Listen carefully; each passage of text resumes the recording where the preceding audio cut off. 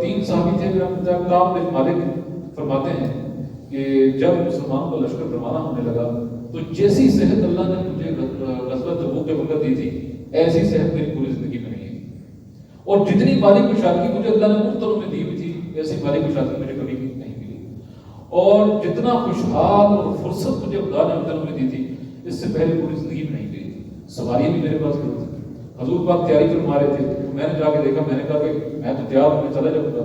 ایک دن گزرا، 2 دن گزرے، میں نے دیکھنا پالنا چھوڑ دیا۔ آخر رسول پاک صلی اللہ علیہ وسلم ایک دن لشکر کو لے کے روانہ ہو گئے، تو میں نے کہا کہ پورا لشکر ہے، میرے پاس تیز سواری ہے تو میں لشکر کو پکڑ ہی لوں گا۔ شام ہوئی تو میں نے کہا کہ چلو میں صبح چلا جاؤں گا، میں صبح ہوئی تو میں نے کہا کہ دن کو چلا جاؤں گا۔ میں 2-3 دن گزرے تو لشکر دور چلا گیا، مجھے فکر ہوئی کہ مجھے جانا چاہیے، لیکن نہ جانے کیا ہوا کہ میں نہیں جا سکا، یہاں تک کہ وہ وقت آ گیا کہ میں اگر چاہتا بھی تو میں نہیں جا سکتا۔ وقت گزرتا رہا وہ کہتے ہیں، اور میں پریشان ہو گیا، یہاں تک کہ مجھے یہ خیال ہوا کہ پتہ نہیں حضور پاک صلی اللہ علیہ وسلم میرا پوچھا ہوگا نہیں پوچھا ہوگا۔ کچھ دن گزرے، اب وہاں پہ غزوہ تبوک میں کیا ہوا کہ حضور پاک صلی اللہ علیہ وسلم نے صحابہ سے پوچھا یار وہ کعب بن مالک نظر نہیں آ رہی، تو صحابہ نے کہا یا رسول اللہ ان کو دنیا داری نے روک لیا ہے۔ تو وہاں پہ کوئی قتادہ نے اچانک بولا کہ نہیں، ہم قسم دیتے ہیں، گواہی دیتے ہیں اللہ کی کہ ہم نے ابو کعب کے بارے میں کوئی برائی نہیں کی۔ حضور پاک خاموش ہو گئے، اور یہ فرماتے ہیں کہ کچھ دن بعد جب قافلہ واپس آ رہا تھا تو میں پریشان ہو گیا کہ حضور کے سامنے کیا بہانہ بناؤں۔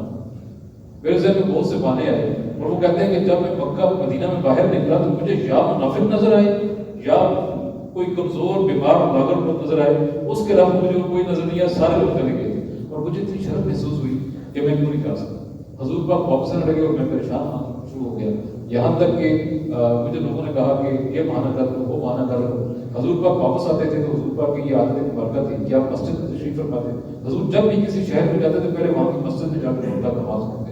حضور واپس آئے، حضور کے پاس بہت سے منافق گئے، 80 کے قریب کو کہتے ہیں لوگ گئے، سب نے جا کے قسمیں کھائیں، چھوٹے بہانے بنائے، حضور سنتے رہے، دعا کرتے رہے، درگزر کرتے رہے، اور سب یہی کہتے رہے کہ تمہارا اللہ مالک ہے۔ یہاں تک کہ میں حضور پاک صلی اللہ علیہ وسلم کے پاس گیا اور میں بہت پریشان تھا، اور میرا نفس اور میرے دل میں جنگ چل رہی تھی کہ کیا بہانہ بناؤں، سچ بولوں کیا کروں۔ وہ کہتے ہیں کہ میں گیا اور میں نے عہد کر لیا کہ میں حضور سے سچ بولوں۔ بہرحال حضور نے مجھ سے پوچھا کہ کعب تمہیں کس چیز نے روک لیا تھا؟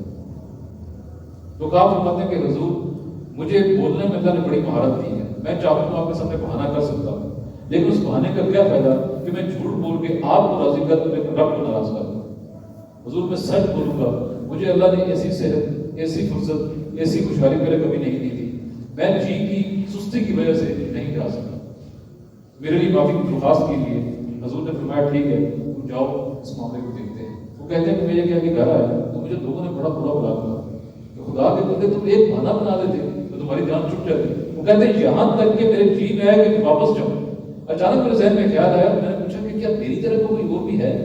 تو لوگوں نے کہا کہ ہاں تمہاری طرح کے لوگ اور بھی ہیں۔ فرمایا کون؟ کہنے لگے خلال بن امیہ بھی ہیں، انہوں نے بھی سچ بولا ہے، اور مرارہ بھی ہیں، انہوں نے بھی سچ بولا ہے۔ کہتے ہیں میں نے قسم کھا لی کہ اب میں جھوٹ نہیں بولوں۔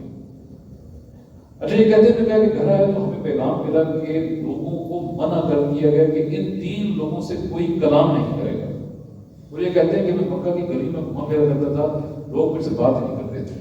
اور یہ کہتے ہیں کہ اللہ نے زمین میرے پہ تنگ کر دی، فضا میرے لیے تنگ ہو گئی، میں اس ماحول کو دیکھ کے گھٹن زدہ ہوتا تھا کہ مجھے کیا ہو گیا۔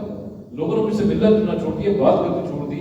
مجھے فرماتے ہیں کہ میں بازاروں میں جاتا تھا، نماز پڑھتا تھا، مجھ سے لوگ بات نہیں کرتے تھے۔ پھر یہ کہتے ہیں کہ میں چھپ چھپ کے حضور کو دیکھتا تھا، تو جب میں حضور کو دیکھتا تھا صلی اللہ علیہ وسلم کو تو حضور میری طرف نہیں دیکھتے تھے، لیکن جب میں ادھر دیکھتا تھا تو حضور میری طرف دیکھتے تھے، اور مجھے محسوس ہوتا ہے حضور مجھے دیکھ رہے ہیں۔ وہ کہتے ہیں میں گھر میں ہوتا رہا، اور کہتے ہیں کہ جب 35 دن گزرے، 35-40 دن، تو ایک اور آزمائش میرے پہ یہ آئی کہ ہمیں یہ کہا گیا کہ اپنی بیویوں کو بھی چھوڑ۔ وہ کہتے ہیں میں تو نوجوان تھا، میں تو بیوی سے لطیف اختیار کر، لیکن میں نے کہا حضور طلاق دے، فرمایا نہیں طلاق نہیں دینی۔ اور وہ کہتے ہیں کہ وہ جو 2 صحابی دوسرے تھے بہت بوڑھے تھے، تو ان کی بیوی نے حضور سے درخواست کی کہ حضور وہ تو کچھ بھی نہیں کر سکتے، تو حضور نے ان کو اجازت دے دی۔ لوگوں نے مجھ سے کہا تم بھی اجازت دے دو، تو انہوں نے کہا کہ میرے میں ہمت نہیں حضور کے پاس میں جا سکوں۔ ابھی 40 دن گزرے تھے، وہ کہتے ہیں کہ میرے پاس ایک خط آیا، اور یہ خط کیسر روم کا خط تھا، اور مجھے انہوں نے کہا کہ ہمیں بڑا افسوس ہوا ہے، تم جیسے قابل آدمی کو ذلیل کیا جا رہا ہے مدینہ کے اندر، تم ہمارے پاس ہو، ہم تمہیں عزت دیں گے، تمہیں عہدے مرتبے دیں گے۔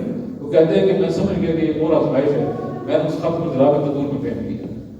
45-50 دن گزرے تھے کہ میں روتا تھا اور رات کو میں جاگ رہا تھا کہ اچانک ایک شور ہوا کہ کعب بن مالک تمہاری معافی کا اعلان ہو گیا ہے۔ تو وہ کہتے ہیں کہ میں فرد جذبات میں رو پڑا، اور جو لوگ میرے پاس آئے یہ کہنے میرے جسم پر جو چادریں تھیں میں نے ان کو گفٹ کر دی، اور وہ کہتے ہیں کہ اس وقت دھرتی کے نیچے میرے پاس خود اثاثہ ہو جاتے تھے۔ میں جب گیا تو حضور پاک صلی اللہ علیہ وسلم محفل میں لوگوں کے بیٹھے تھے، مجھے دیکھے اور میں حضور کے پاس گیا تو حضور پاک کا چہرہ مبارک 14ویں رات کی طرح دیکھ مجھے خوش ہو گیا، اور حضور نے فرمایا ابو قتادہ تو جس دن سے پیدا ہوا ہے آج تک تیری زندگی گزری ہے اس سے بہترین دن تیرے پاس نہیں تھا کہ خدا تجھ سے راضی ہو گیا ہے۔ اور وہ کہتے ہیں کہ جو سچ بولنے کا مجھے فائدہ ہوا، میں دنیا کو یہ بتاؤں کہ مجھے سچ بولنے کا کتنا فائدہ ہوا۔ تو اس پورے انوائرمنٹ کو دیکھیں کہ صحابہ کا رویہ حضور سے کیسا تھا، سچ کی طاقت دیکھیں کہ آسمان سے ان صحابہ کا ذکر قرآن پاک میں ہوتا ہے۔ وہ صحابی جو خود کو گناہگار سمجھتے تھے، حضور کا سامنا نہیں کر رہے تھے، چھپ چھپ کے نبی کو دیکھتے تھے، اور بہت مہربان اور ہمیشہ رحمت کرنے والا ہے۔ وَعَلَىٰ ثَلَاثَةٍ الَّذِينَ خُلِّفُوا، اور نظر کرم فرمائی اللہ نے 3 بار جن کا معاملہ ملتوی کر دیا گیا تھا، یہ 3 صحابی تھے۔ حَتَّىٰ إِذَا ضَاقَتْ عَلَيْهِمُ الْأَرْضُ بِمَا رَحُبَتْ، یہاں تک کہ جب تنگ ہوگی زمین ان کے اوپر اپنے کشادگی کے باوجود۔ اچھا زمین اسی طرح تھی، سب کچھ تھا، لیکن جو انسان خدا سے لنکڈ ہو، نبی سے لنکڈ ہو، وہ ذرا سے گناہ کو اپنے لیے ایٹم بم سمجھتا ہے۔ تو وہ احساس ان کو بار بار گھٹن زدہ کر رہا تھا کہ میں نے کیا کر دیا ہے۔ وَضَاقَتْ عَلَيْهِمْ أَنفُسُهُمْ، اور تنگ ہو گئی ان پر اپنی جانیں۔ وَظَنُّوا أَن لَّا مَلْجَأَ مِنَ اللَّهِ إِلَّا إِلَيْهِ، اور انہوں نے جان لیا کہ نہیں ہے کوئی جاننے والا، نہیں ہے کوئی جائے مگر اسی کی طرف۔ ثُمَّ تَابَ عَلَيْهِمْ، پھر اللہ نے نظر کرم فرمائی لِيَتُوبُوا، تاکہ وہ پلٹ سکے اللہ کی طرف۔ ان اللہ هو التواب الرحیم، بے شک اللہ ہے ہی بہت نظر کرم فرمانے والا اور ہمیشہ رحم فرمانے والا ہے۔ جن لوگوں نے خدا کے مقابلے میں کتابیں لکھی، جنہوں نے خدا کی توہین کی، اللہ تعالیٰ ان کو بھی اولاد دولت رزق سب کچھ دے رہا ہے۔ یا الذین آمنوا اتقوا اللہ، لوگوں جو ایمان لائے ہو بچو اللہ کی نافرمانی سے، وکونوا مع الصادقین، اور سچے لوگوں کے ساتھ ہو جاؤ۔ یہ آیت انہیں صحابہ کے بارے میں جنہوں نے سچ بولا تھا، یعنی آس پاس کے لوگ کہہ رہے ہیں کہ یار تم ایک بہانہ کرو، تم جیسے آدمی کو تو ایک بہانہ بھی چل جائے گا، انہوں نے کہا نہیں۔ ما کان لأہل المدینہ تھے۔ اچھا اب ایک اور صحابی کا سنیے، صحابہ کی اب مینٹلٹی دیکھیے۔ ایک صحابی تھے وہ حضرت کو نہیں جا سکے، حضور پاک صلی اللہ علیہ وسلم رخصت ہو گئے، یہ صحابی اپنے باغ میں آئے، بیوی نے پانی چھڑکا، زمین کو خوب ٹھنڈا کیا، تازہ کھجوریں پاس لا کے رکھی، ٹھنڈا پانی پاس لا کے رکھا، خدمت کے سارے موقع پورے کیے۔ اچانک اس صحابی نے فرمایا کہ حضور کہاں ہے؟ نہ حضور جا چکے ہیں۔ یہ صحابی کھڑے ہو گئے، فرمایا میں کھجوریں کھاؤں، ٹھنڈی زمین کو انجوائے کروں، تازہ ہوا کو انجوائے کروں، اور میرا نبی تکلیف برداشت کرے؟ تلوار حائل کی، نیزہ اٹھایا، گھوڑے پہ بیٹھے اور ہوا کے دوش پہ ہو گئے۔ ادھر حضور پاک صلی اللہ علیہ وسلم اپنے صحابہ کے ساتھ بیٹھ کے کعب بن مالک کا پوچھ رہے تھے۔ اچانک حضور کی نگاہ پڑی، فرمایا یہ کون آ رہا ہے؟ یہ ابو حیثمہ تو نہیں آ رہے؟ لوگوں نے کہا حضور وہی آ رہے ہیں۔ یہ صحابہ کی جان ہے۔ تب اللہ کے نبی نے فرمایا تم میں سے جب تک میں محمد تمہیں اپنی ماں باپ سے پڑھ کے پیارا نہ ہو جاؤں، تمام جہان سے تم میں سے کسی کا ایمان مکمل نہیں ہے۔ یہ صحابہ کی قوم